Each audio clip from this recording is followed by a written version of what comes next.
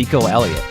We need to just like not like take a victory lap or anything like that, but just like to just sort of touch on like what happened and why we think it happened. Yeah, so Ezekiel Elliott did not have a very good yards per carry, and if you watch the game, he was basically getting stonewalled. Now, New York did go out. They spent a lot of money on their defense, and their defense looked markedly better. Yeah. But still not what you wanted to see from Zeke Elliott in his first game. He didn't seem like he had the vision, because when Alfred Morris came in, he looked a lot better, which was concerning for me. Now, he was bailed out a little bit by his touchdown. I don't generally like to use the term bailed out by a touchdown, because if you're drafting a fantasy player, you're kind of expecting them to score touchdowns as part of the package, right? So you don't want to, he was bailed out by his... I mean, if it's Jalen Richard, okay, it makes sense. He was bailed out.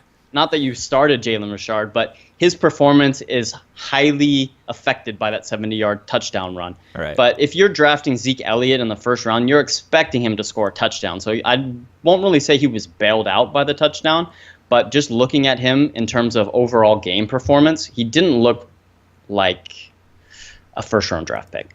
He did not look like a first-round draft pick. No, I saw a lot of this game. Fantasy first-round draft pick, I should say that. Yeah, I mean, he was constantly stuffed at the line. He'd hit like a brick wall, and some of that was just like the clear defensive game plan of like, we're gonna stack the box and take away the run, and we're gonna play zone deep and take away the deep ball, and we're gonna give you all the 5 and 10 yard passes you want, and just trust that like we'll still be able to win the game despite it. Which they were. It was more about like the Terrence Williams mistake than anything else that won them the game. But that was bad. Yeah, that was really bad. Terrence Williams is never going to play a snap in the NFL again after that. He's going to get straight up cut. Yeah, after that mistake. But yeah, I mean, he 20 rushes for 51 yards. That's awful. Abysmal. That's abysmal. Yeah. Like it's nice to see the workload. It's nice to see that was one of the concerns coming in is, will Zeke actually get this huge workload, or will they sort of make him earn it as a rookie? Well, no, he got the big workload. The issue, I guess, is more this offense with Dak. It wasn't bad, but it's just, the defenses are going to say, hey, you have to earn our like respect for a good pass defense. Like we're going to stop the run, and you have to make us pay for it before we're going to do something different about it. Exactly. And I guess that's kind of the concern going forward is Dak able to capitalize on it and open up enough running lanes for Zeke? It's not that all dissimilar from the Gurley situation. It's not as bleak as the Gurley situation, but it's I would say that's the concern for me.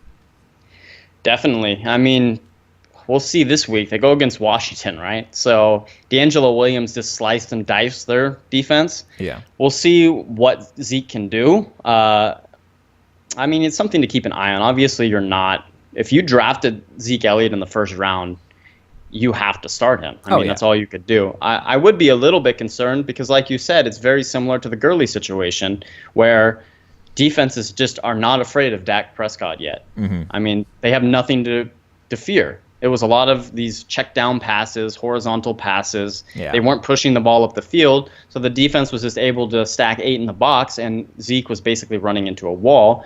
Now, what is concerning to me a little bit is that when Morris came in the game, he looked a lot better. Yeah. So you wonder, I mean, it's the same defense. That it's basically the same package that they're running with Morris, but he was able to find creases. He was able to turn bleak-looking runs into at least positive yardage, where Zeke was just getting straight up stuffed the majority of the time. I think his touchdown was an 8-yard run, and that was his best play of the night.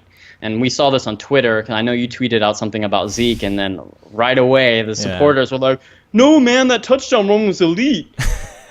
Yeah, I mean, he looked better on that touchdown run, but if you look at his game-wide performance, it wasn't great. It wasn't great. So I will say I'm not going to beat my chest yet on Zeke Elliott. There's a chance he just blows up the rest of the season, which is fine. I mean, I want more solid fantasy running backs to be available out there, but he could also be mediocre. I will say it's not that surprising to see in this situation that Alfred Morris actually had the better game, because that's something that I was always praised about Alfred Morris, is that he had really good vision. Like, he wasn't, this like elite athlete. He didn't have like crazy power, crazy speed, or like really shifty. He was really good vision. He was patient. He could find the hole and he could like hit it. And I think that's kind of what like worked for him here. And maybe the issue with Zeke, we don't know this yet, we're just kind of like reading tea leaves, is maybe his vision isn't quite there. Maybe like the athleticism is, but maybe the like NFL level of vision that a running back needs to overcome that just isn't there yet. Who knows? We'll have to watch. I mean, this is our sample size so far. People want to talk about his preseason game against Seattle. That was preseason, guys. Yeah. You can't bring that into the equation when you're talking about going against a vanilla defense that is probably giving you lanes to run. Yeah. If he doesn't come out and put up a good performance against Washington, then you should start to be a little bit concerned. Yeah. Because we said this about a lot of different teams. Dallas, they don't care about fantasy football. They want to win the game, and their window is shrinking.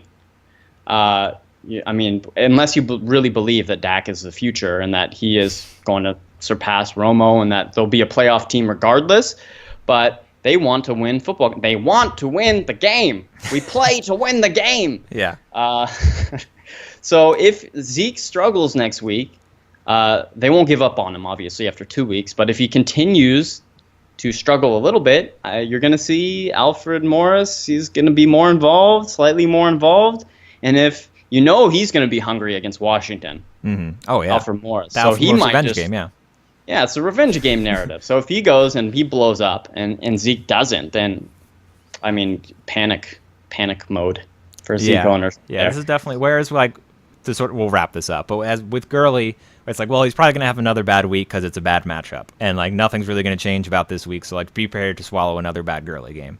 With Zeke's like, no, this should be a big game. This is a bad run defense. This is a much better matchup overall. Like, Josh Norman did not look like elite Josh Norman on Monday. So like this, they should be able to throw more. Zeke should be able to run on this defense. And if if it's the same situation of he's getting stuffed and Alfmo is, finding lanes, then that's when you start to worry. Yeah, and I think they're going to make a concerted effort to feature Dez a little bit more this week. Mm-hmm. They've come out and said it's a day one of practice for week 2, but they've already come out and said, like, okay, we're gonna force feed Dez the ball. We need to get him involved. Whether or not that actually happens is a different story. But just looking at Dallas, in order for them to be successful, they have to push the ball down the field, or else they'll run into the same problem. Teams will not respect Dak. They'll stack the box, and Zeke will go nowhere, most likely. But if they can get that vertical passing game going, then teams will not have the luxury to stack the box, and then that's when you should see Zeke come alive. So what you're touching on is if he doesn't come alive in that situation, then you should be worried. Yeah. Like if he's going against an open box and he's still not finding the hole, then there's some problems in Zeke land. But, it's week 1. Again, we put the disclaimer out there. Don't panic just yet.